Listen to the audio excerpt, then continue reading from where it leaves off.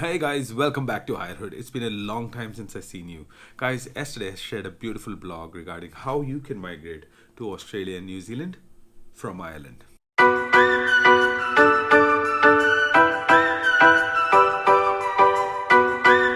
It's a fantastic blog, guys. One of my friend Disney Davis, she actually wrote a fantastic blog which outlines all the aspects that you need to know if you're planning to migrate to Australia or New Zealand.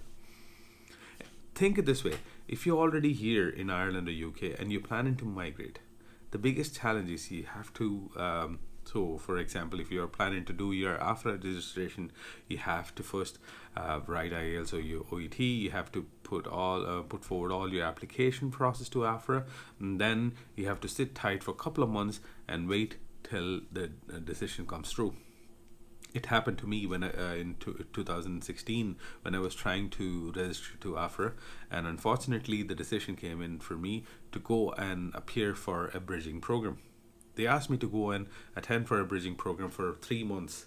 So when I thought it wasn't a brilliant idea, because I had to leave my own workplace, I have to leave my family, I have to have minimum of $15,000 Australian dollars for the bridging course, and then I didn't have any job when I reached Australia. So it was a bummer. It wasn't a good idea at all. I was looking for alternatives.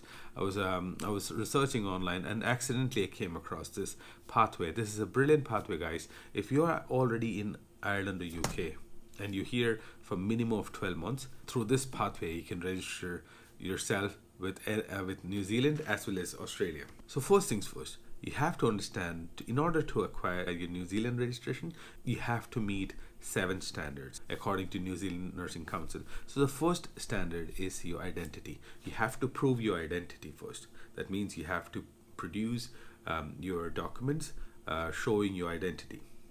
That's the first standard. The second standard is English language test.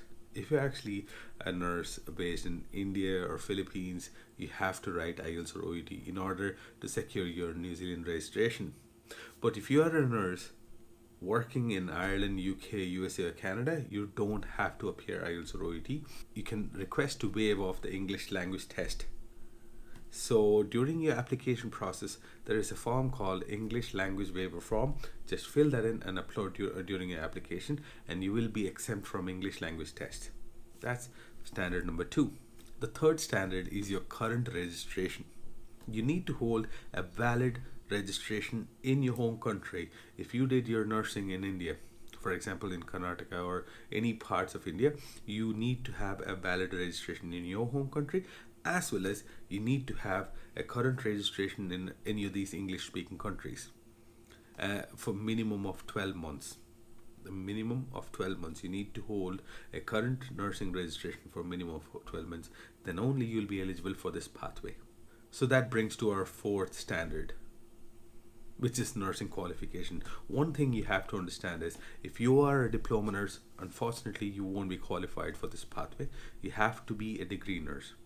According to New Zealand qualification framework, you have to be on level 7. Then only you will be eligible to apply for this route. If you're done your post BSc, you have to clarify it with Nursing Council.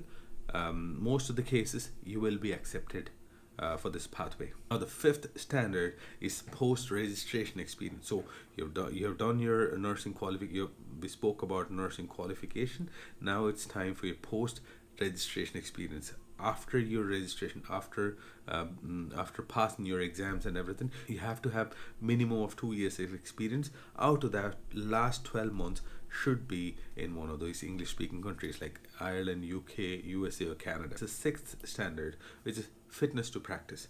So you might be working in India, UAE or Philippines, you might have Ireland or UK or any of these countries. What New Zealand Nursing Council wants is a clear sheet.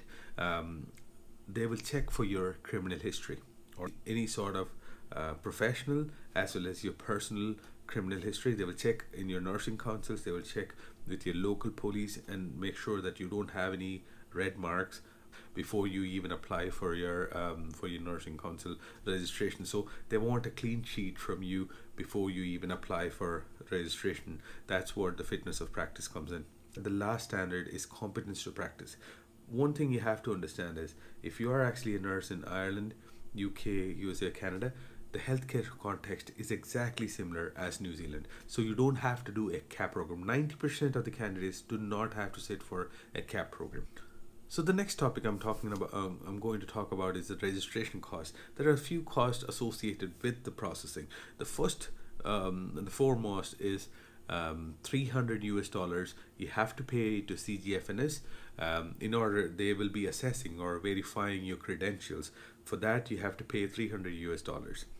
The next payment you have to make is during the application and processing fees, which will be 485 New Zealand dollars. That will cover your processing as well as your application fees. During your processing period, you have to pay 145 Australian dollars for your international criminal history check.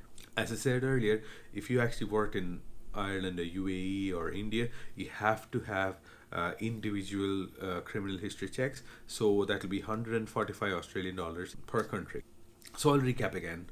There are 7 standards you have to meet in order to acquire a nursing registration with New Zealand. The first standard is your identity. You have to prove your identity.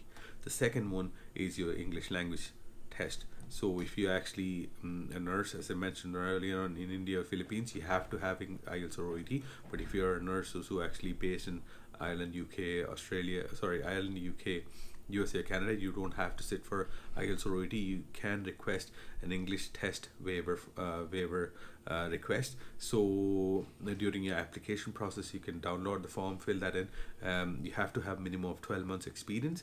They will assess your experience and they will waive off your English language requirement. The third standard is your current registration. You have to hold a valid registration in any of these English speaking countries as well as your own home country. That's a requirement. And the fourth standard is your nursing qualification. As I mentioned earlier, you have to have a degree in nursing. Unfortunately, diploma nurses are not accepted for this. And the fifth standard is post-registration experience. So once you have your nursing qualification all in place, the next is your post-registration experience. You have to have minimum of 2 years of experience with last 12 months working in any of these English-speaking countries. The sixth standard is fitness to practice. As I said earlier on, they will, during your nursing registration process, they will run independent criminal history checks, and you need to have a clean sheet in order to acquire nursing registration, which brings me to the last and the final standard, which is competence to practice. If you're working in any of these English speaking countries, healthcare context is exactly similar, and thankfully you don't have to, like 90% of the times, you don't have to sit on a CAP program if you're actually applying from Ireland, UK, or America or Canada. You can easily transfer your nursing registration into your New Zealand registration. So once you get your New Zealand registration, then you basically apply for AFRA registration, which will take only less than 2 weeks. You can transfer your New Zealand registration into AFRA registration through Trans-Tasmanian Mutual Agreement, which is again a brilliant opportunity, guys. I'm going to share the link in the description below. Please go and check it out. Disney has written a beautiful blog. I think it's more than 3,000 words. It's very much simple, very simple English, easy to understand, easy to comprehend. You can actually understand what the process is, and you have to basically start doing, because we don't know for how long this process is going to be. So it's better you can start it today itself.